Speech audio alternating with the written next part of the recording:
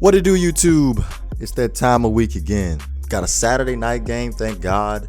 Like, I honestly think football should be on Saturdays. At least I get an extra day off. Just sit back and chill out, stay up late, watch them late games.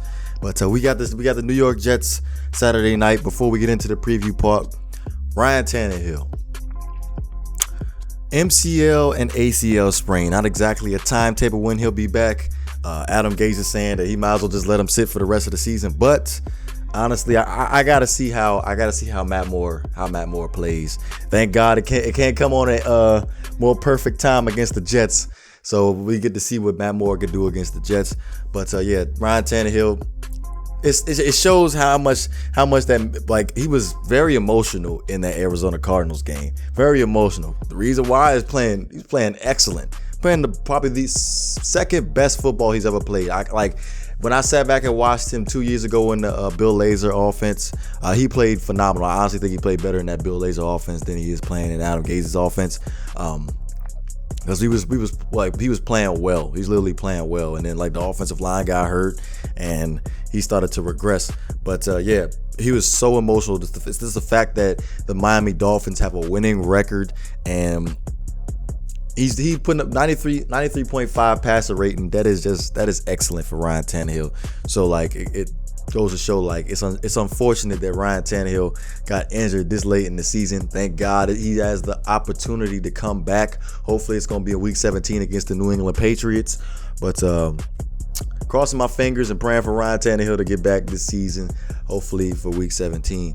But another thing I wanted to talk about was Dion Jordan. The Miami Dolphins failed to activate him onto the active roster. He was suspended last year for the whole season for substance abuse. I honestly thought the Miami Dolphins would have been able to activate him sometime this year for me to actually see what he can do after it's been a year and a half. It's really been a year and a half since the last time we saw Dion Jordan hit the field. It just sucks. I can't even call him a bust yet because we haven't even seen him play. Really, we haven't really seen him play like that. So I don't know how what they plan on doing with Dion Jordan next year. Hopefully, he still has 2 years left on his contract because of the fact that he got suspended. I believe he got suspended 3 times. He got 2 years left on his contract. So when I sit back and look at the Miami Dolphins defensive line right now, I don't see Mario Williams coming back. I don't see Jason Jones coming back. Cam Wake might be contemplating retirement. At least you got some stability with Andre Branch. Like I said, the beginning of the season, man, Andre Branch, watch out for that dude. That dude was gonna be nice, and he's showing us some stuff that he could be a starter in this league. But as far as Dion Jordan goes, he's gonna have a lot of competition going into camp next year, and I literally just unfortunate the fact that we have not got to see him play. I'm just every single time they show a shot of him on the side, I just get so angry because the fact that we traded up in the draft to grab him and we didn't even need a defensive lineman at the time. We had Olivier Vernon emerging to be a top defensive end in the league, and we ended up trading up to get Dion Jordan. The fact that we basically just cut Jake Long that season, and we could have ended up drafting Lane Johnson instead.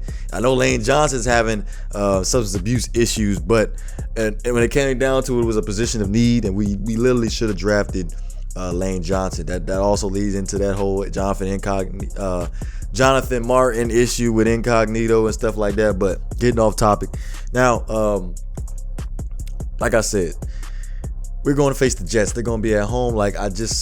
If that injury for Tannehill couldn't come at a perfect time, I know it's unfortunate, but it's the Jets. The Jets are putting forth no effort at all. They got Bryce Petty as their starter. I feel we're gonna massacre the Jets. Honestly, we could sit our starters. I would think we could sit our starters if this wasn't a divisional game. Literally, I think we would. I think we could sit our starters if this wasn't a divisional game. But honestly, I think Matt Moore will do an excellent job. Before I said before Tannehill was drafted, he ended up playing, I believe, the last 8 games of the season in 2011. Matt Moore. And he ended up going 6-10. They ended up getting us to 6 wins in that 6-10 season for 2011. So Honestly, I wanted Matt Moore to continue on being our starter going into that draft that Ryan Tannehill came out. I did not want the Miami Dolphins to draft Ryan Tannehill. I got to look at it again, who I wanted him to draft, but Matt Moore did a decent job with Brandon Marshall there. I think Reggie Bush was there. Jake Long, that was his last year. But yeah, I thought Matt Moore did an excellent job. So I think he'll fill in. Perfectly fine for Ryan Tannehill till he returns.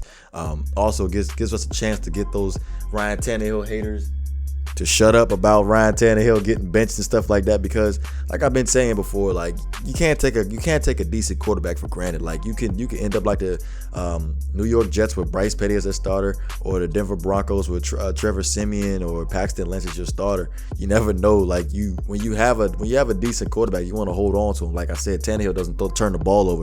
So when it comes down to it, you just don't be greedy. Literally, just don't be greedy. Just be thankful for what you got. Ryan Tannehill, he's getting the job done. So when he returns, we're gonna make that playoff push. But I'm keep getting off topic of the New York Jets game. Like I said, like it's literally, the Jets are just a terrible team. Literally, just a terrible team. Effort's not there. Bryce Petty's their starter. I feel like our defense is gonna have a field day on Bryce Petty. It's questionable. It's a question mark if Matt Forte is gonna be playing for the Jets. So most definitely, I have full faith in our defense against the New York Jets.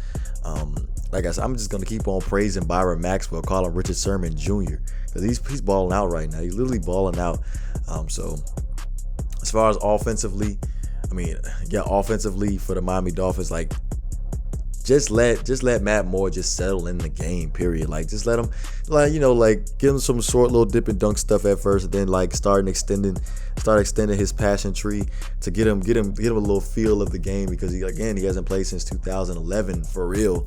So he's got to shake the rust off. I know he's been practicing and he's been playing in preseason games, but he's never been in like an official hasn't started a football game since 2011. And also Jay Ajayi.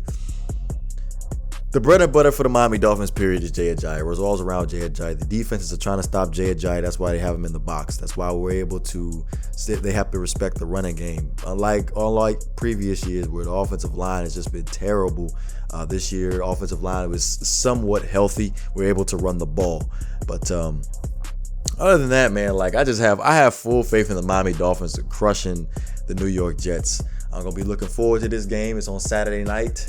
Like I said, the shout outs, I know I got a long list of shout outs to put down on Saturday night. I'm going to start writing them down right now.